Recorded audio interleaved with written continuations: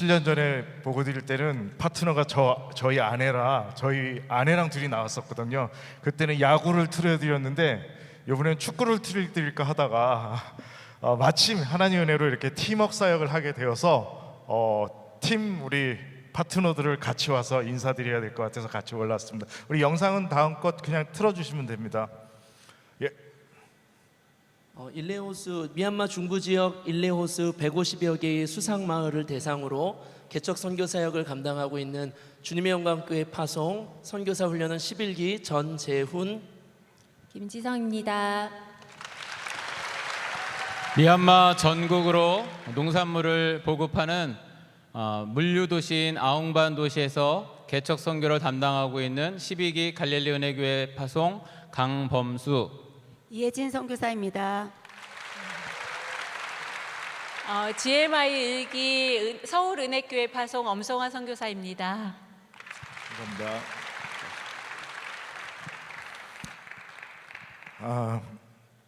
하나님께서 참 좋은 자리를 저에게 주신 것 같습니다. 별과 같이 빛났던 선배님이라고 제가 7년 전에 말씀드렸었는데 왔더니 다 연세가 드셔 있더라고요. 7년 사이에. 그래서 그분들이 선교지에 심은 그 기도 덕분에 저희들이 힘을 내는 것 같습니다. 후배들이. 그래서 지금 간단하게 저희 하는 시스템만 말씀드린다면 우리 GMI와 국제총회가 하나인 것처럼 저희가 팀 사역을 만들며 미얀마 안에서 처음으로 5가정이 팀 사역을 하고 있습니다. 팀 사역을 하면서 미얀마가 한국의 7배 반 많았습니다. 그러니까 크죠. 남한 7배 많은 곳을 미얀마 사이즈인데 그곳에 가기 전에 선교사 훈련을 받게 되겠죠. 그래서 첫 장면 한번 띄워주시기 바랍니다. 예, 그 다음 장면입니다. 선교 훈련을 두 곳에서 받고 전문인 선교 훈련과 장기 선교자 훈련을 받고 난 후에 선교사로 나가려고 그러는데 집을 다 정리했잖아요. 정리하니까 밥할 것이 없었는데 마침 선교 세미나를 밥을 준다고 그러더라고요. 그래서 거기 가서 출국하기 전에 밥을 먹으러 갔는데 어떤 분이 거기 앉으셔서 저를 보시더니 둘째 날 우리 훈련 받고 나가라 그러시더라고요. 그래서 이분이 어떤 분인지도 모르지만 일단 훈련 받고 나가라니까 다시 2년 동안 합숙했던 거를 다시 1년을 또 합숙 훈련을 시작해서 3년을 훈련받게 됐습니다. 그래서 나가게 되고 그러면서 우리 목사님께 선교에 대해서 배우게 됐습니다. 그동안 알았던 선교의 다른 정말 원칙대로 가는 그 선교를 알게 되었던 것이 우리 목사님을 통해서 배우게 되었습니다. 예, 그 다음 장면입니다. 그때는 서울에서 서울 올림픽 호텔에서 선교대회가 있었습니다. 근데 그때 저희 일기는 노란색 티셔츠였습니다. 병아리죠, 병아리. 병아리에 노란색 훈련복이었고 선배님들은 하늘색 티셔츠예요. 하늘에 속한 자들. 그래갖고 막 청소를 하고 있는데 일기 병아리들은 막 청소하고 있었는데 2층에서 어느 분이 부르신다는 거예요. 저와 저의 아내를. 그래서 우리 병아리가 이제 올라갔더니 하늘에 속한 자들이 꽉 차 있는 거예요.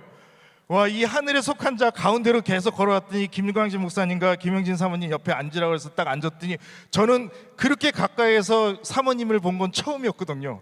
이분이 이렇게 생기셨구나 이렇게 했는데 갑자기 저분이 제 손을 딱 잡더니 한 지역에서 머무르는 선교를 하지 말고 한 나라를 대상으로 선교를 하라 그러시는 거예요.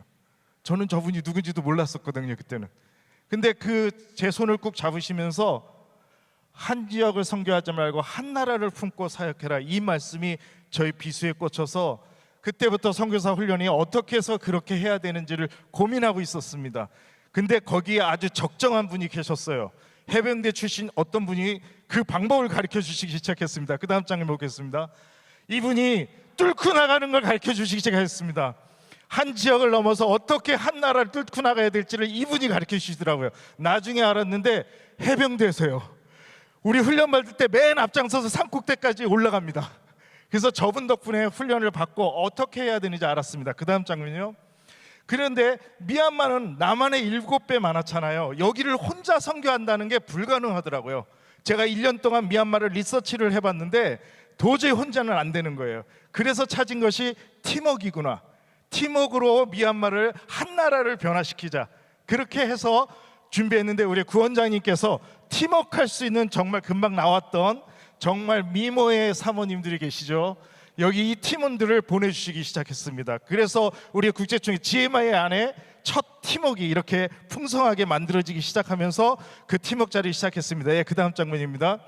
한 나라를 보면서 요한복음 21장의 말씀을 심고 우리가 존 21이라는 타이틀로 우리가 그렇게 약간 이름이 있어야 멋있을 것 같더라고요. 그래서 저 이름으로 가자. 이래서 J21이라는 이름으로 미얀마 선교를 시작하게 됐습니다. 예, 그 다음 보겠습니다. 그렇게 해서 지금 현재는 5가정이 우리 GMI 소속과 GMI 소속 아닌 선교사님들이 뭉쳐서 5 선교사님이 개척 사역을 진행하고 있습니다.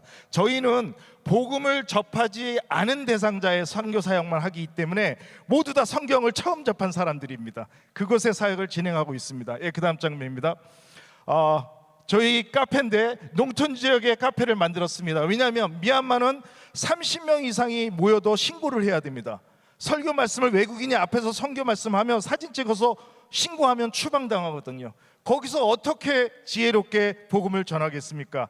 겉으로 커버하는 커버링 부분이 되게 중요합니다. 저 카페를 만들고 카페에서 굉장히 손님들한테 해야 되기 때문에 그 카페에 엄청난 세계적인 기술로 비가 오나 눈이 오나 춥나 커피의 맛이 똑같게 하는 기술을 우리가 체득했습니다. 그게 바로 우리 맥심 커피인데 이 커피를 해가지고 어떠한 상황에서도 맛이 정확하게 나올 수 있도록 커피를 유지하기 시작했습니다. 근데 저 카페가 됐다는 것은 하나님 은혜로 한국의 한류가 미얀마도 뒤엎었습니다. 그래서 믹스 2개 타고 3,000원을 받습니다. 마진이 되게 좋죠. 근데 저 카페에 오는 손님들이 코로나 직전까지 일주일에 300명에서 500명씩 옵니다. 왜 오냐면 한국의 문화가 돼서요, 한복이 30-40벌이 있어요. 미얀마 전체 남한의 7배만한 땅에서 한복을 입고 사진 찍을 수 있는 카페는 여기밖에 없습니다. 그래서 미얀마 안에서 꼭 가야 될, 전체에서 꼭 가야 될 카페 3위 안에 들어 있습니다. 그래서 마을 청년들이 복음을 한 번도 접하지 못한 청년들을 저희가 뽑기 시작하고요, 그 청년들이 마을에서 아저씨들이 농사진 과일을 사기 시작합니다. 그 과일을 마을 청년들이 선별을 해서 사요. 그 청년들이 선별한 과일을 가지고 그 청년들이 가공을 해서 판매를 해가지고 그걸 가지고 뭘 하시는지 아세요? 자기들이 한 달에 너무 힘든 데서 와갖고 한 달 밥값만 100만 원이 넘어요. 그거를 저기서 충당하고 있어요. 너무 감동되는 건 저희 파트너 현지 목사님이 매일 사역을 하고 있는데 그 목사님의 사역비도 저기서 나갑니다. 그래서 저희가 오픈하면서 일본 잡지에도 나오고 독일에도 소개되고 미얀마 방송에도 소개되면서 저기가 자립센터로 완전 뿌리를 내리게 됐습니다. 그러면서 저 청년들이 어떻게 됐냐면 전도자로 거듭나기 시작합니다. 예, 그 다음 장면요. 계속 손님들이 옵니다. 한복을 계속 입게 되고요, 한복 입으면 어쩔 수 없이 커피를 인원수만큼 시켜주는 거예요. 그래서 자립이 된 그런 선교사가, 비즈니스 선교는 선교사가 직접 나서 하면 안 된다. 제가 저 카페 저런 운영을 하지 않아요. 스태프들이, 사역자들이 합니다. 그렇기 때문에 선교사는 자유롭게 선교에 집중할 수 있는 거죠. 예, 그 다음 장면 보겠습니다. 그러다 보니까 마을 엄마들이 난리가 났어요. 왜냐, 여기 취업해야 돼. 여러분이 아직 모르시는데 한번 미얀마 오셔야 됩니다. 저쪽 지역에서는 미얀마의 삼성으로 통하고 있습니다. 월급이 절대 밀리지 않아요. 저희가 마음대로 밥을 먹을 수 있어. 근데 아침부터 성경 암송, 성경 공부하고요, 기도하고 성경 트레이닝 하면서 저 청년들이 거부 반응을 없애고 오기 시작하고 있습니다. 그렇게 하다 보니까 엄마들이 센터로 매일매일 출근을 하면서 어린아이들을 위한 교복을 만들기 시작합니다. 교복을 만들어니까 마을의 주도권이 잡혀가지고요, 미얀마는 밖에다 찬송을 틀거나 하면 바로 추방사유가 될 수 있는데 저희는 찬송가를 틀고 있습니다. 그 마을에서 기독교의 시설로 다 알고 있습니다. 그렇게 하다 보니까 엄마들이 청년들을 손붙잡고 저희 카페에 데리고 옵니다. 신앙교육 시키는데 괜찮겠냐? 괜찮답니다. 사는 게 더 중요하니까. 그렇게 해서 청년들이 오기 시작합니다. 이렇게 얘기하면 안 믿을 것 같아서 요번에 13개 훈련생들이 여기를 왔다 갔습니다. 그분들이 다 벌써 증인이 다 있죠. 자, 그 다음 장면 넘어가겠습니다. 자, 저 청년들이 성경을 처음 접한 청년들이 말씀을 읽기 시작하면서요, 점점 시간이 나서 벌써 우리 통독을 끝냈고요, 두 번째 통독이 들어가고 있습니다. 저 청년들이 질문이 나오기 시작합니다. 예수님은 우리에게 어떤 일을 하셨는지하고. 마태복음 1장을 읽더니 청년 하나가 발표를 해요. 대학생이 왜 이렇게 말씀에 이름이 많은데 무슨 뜻이야? 그러니까 저 이름 중에 결국은 내 이름이 들어갈 것 같다고. 그렇게 고백하는 청년들이 나오기 시작하면서 이 청년들을 구분을 해가지고 미얀마 전역을 나가서 전도할 수 있는 전도팀을 만들기 시작했습니다. 그 전도팀을 하나 만들면 저희가 교회를 개척하게 되면 그 교회가 그 교회만 집중하다 보니까 부흥돼서 많은 교회 하기가 어려워요. 그래서 교회를 센터를 먼저 구축하고 그 센터를 기점으로 교회를 3개, 4개 이렇게 만들어가는 전략을 쓰고 있습니다. 자, 그 다음 장면 보겠습니다. 이렇게 해서 예배가 활성되고요, 성경 공부가 하게 되고, 그 다음 장면 볼게요. 자, 제가 하고 있는 겁니다. 우리는 팀워크라 신분 보장을 해야 됩니다. 신분 보장을 해서 지금 제가 운영하고 있는 것은 여행사 사장입니다. 제가 여행사 사장으로 사장 움직이고 있고, 국제 유치원을 운영하고 있고, 그 다음에 카페를 3군데 운영하고 있고, 뭐 협동농장도 운영하고 있습니다. 이렇게 말씀하시니까 갑자기 눈빛이 반짝반짝 하시는데 제가 약간 거기 가면 인정받습니다. 2장 정도 출마할 수 있습니다. 예, 그 다음 장을 보겠습니다. 자, 저희가 첫 번째로 세팅했던 것이 양곤의 행정입니다. 여기서는 선교사의 신분을 위해서 철저하게 회사적인 세금을 관리하는 걸 만들었는데요, 이 센터를 통하여 청년들이 와서 목사님이 되기 시작했습니다. 그래서 교회가 개척되기 시작하는 센터입니다. 예, 그 다음 장은 넘겨요. 네, 매주 금요일과 토요일이 되면, 금요일 오후서부터 토요일이 되면 개척한 교회와 일반 교회들의 선생님들이 와서 세미나를 진행하고 있었습니다. 그러면서 우리 GMI의 영적 스피릿을 그 청년들에게 심어주기 시작하면서 교회계 개척에 힘이 됐습니다. 예, 그 다음 장면 보겠습니다. 자, 우리 아까 전재훈 선교사, 우리 11기 선교사가 지금 담당하고 있는 수상센터입니다. 저거는 물 위에 세운 센터인데 저 지역이 150개의 마을이 있는데 교회가 하나도 없습니다. 크리스찬이 없어요. 그 지역의 개척 사역으로 외국인 최초로 들어갔습니다. 외국인 최초로 들어가서 물 위에 땅을 살 수가 있습니다.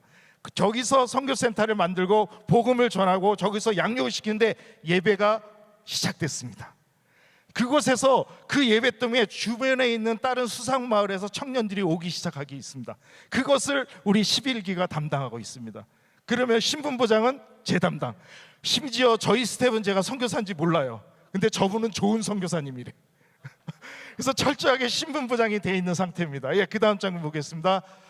예, 방과후 학교들이 만들어지게 있고요. 그 방과후 학교들이 생타가 하루에 약 80명에서 90명의 학생들이 항상 운영되고 있고요. 학교 수업보다 저희 수업을 더 중요하게 생각하게 만드니까 마을의 흐름이 틀리면서 예배로 이렇게 오픈되기 시작했습니다. 예, 그 다음 장면 보겠습니다. 자, 새로운 사역지가 다시 개척됐습니다. 전혀 선교사가 없는 지역에 개척 지역에 들어가서 개척을 시작해서 교회가 세워졌습니다.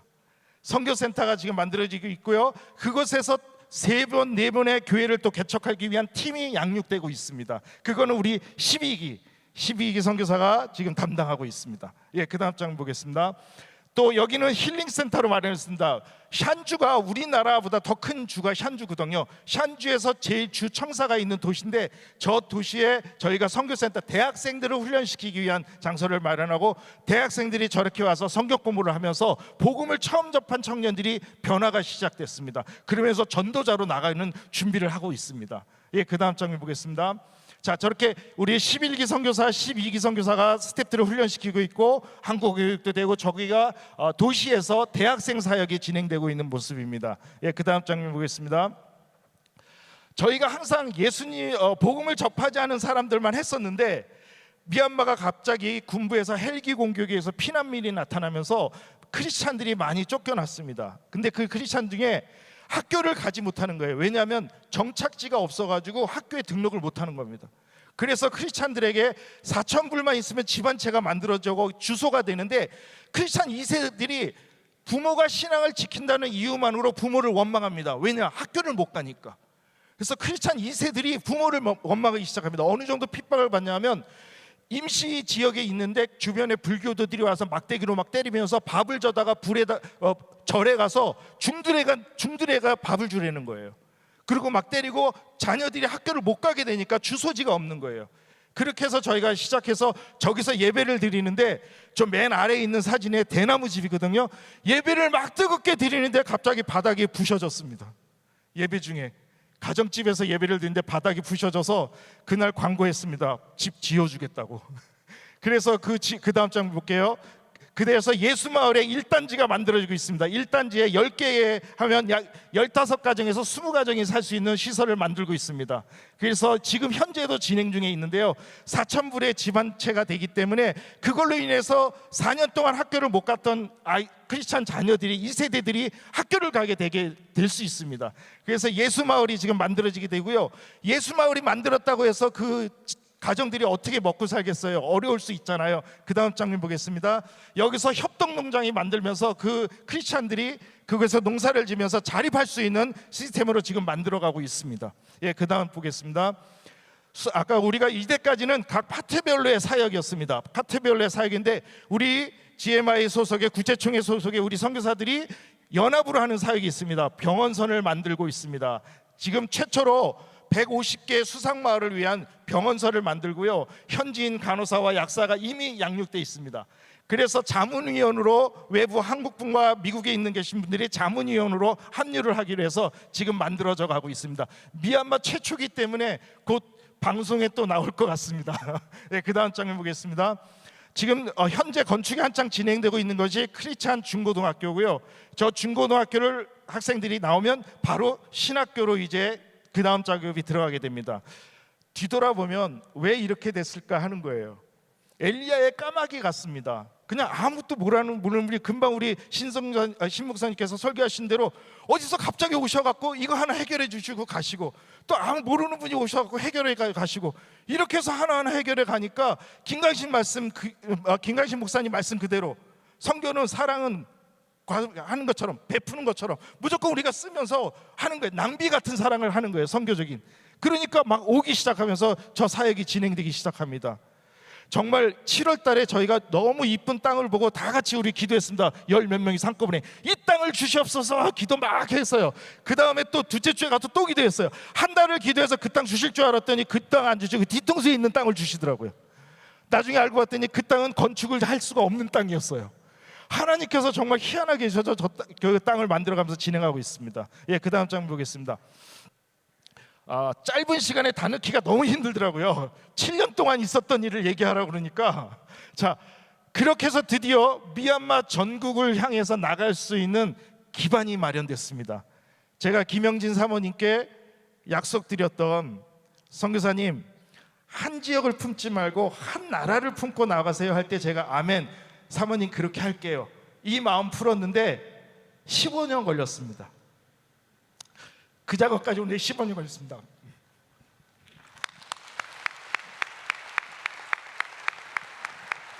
그 사이에 굉장히 어려움이 없겠습니까? 우리 후배 선교사님 집에 총알이 날아들고, 쿠데타로 인해서 총알이 날아들고 30명 모이면 신고당해야 되고, 앞에서 전화하면 찍어가서 또 신고하면 추방사유가 되니까 계속 피해야 다니면서 선교사역을 해야 되잖아요. 우리는 멈추는 거를 용납 못하니까 하나님께서 15년을 흘리게 하셔서 제가 오늘 김영진 사모님께 선물 갖고 왔어요. 15년의 약속을 그분께 드리고 싶어서 갖고 왔습니다.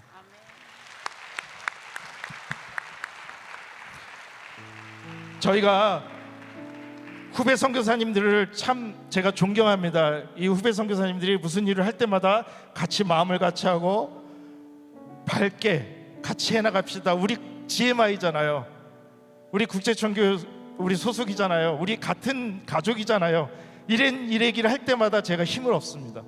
이 후배 선교사 덕분에 저희 일기가 정말 걸음이 될 수 있었습니다. 제가 우리 후배 선교사님들한테 그 얘기했어요. 우리 기수보다 훨씬 뛰어난 11기 돼. 1기보다 더 뛰어난 12기 됐으면 좋겠다. 1기보다 더 뛰어난 13기 되면 좋겠어. 이렇게 우리 후배 선교사님들한테 얘기했습니다. 그 힘든 과정이 있을 때 이 찬양 하나님께 드리며 나갔습니다.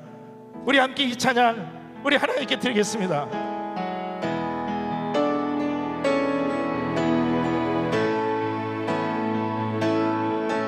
하나님의 사랑이 영원히 함께하리.